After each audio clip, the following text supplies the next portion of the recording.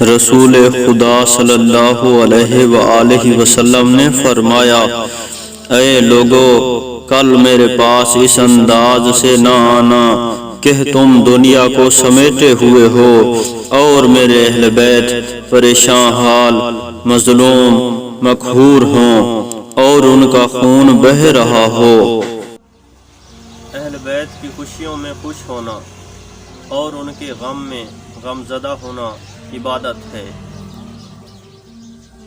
محمد اور آل محمد کی ساری زندگی اللہ تعالیٰ کے دین کے لیے جد و جہد اور قربانیوں میں گزری ہے۔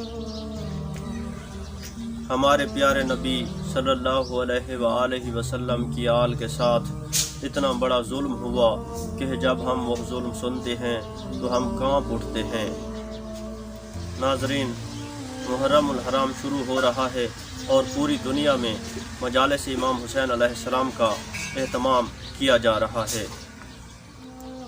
میری تمام مسلمانوں سے گزارش ہے کہ وہ محرم کے دنوں میں مجالس میں شرکت کریں اور آل رسول کے غم میں غم زدہ ہوں۔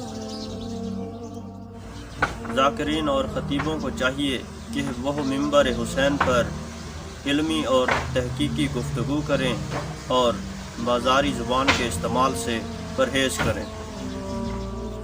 عزاداری کا مقصد انسانوں کو بیدار کرنا ہے اور مظلوم کی حمایت ہے۔ دعا ہے کہ اللہ تعالی ہم سب کو آل رسول کا حقیقی عزادار بنائے۔ آمین۔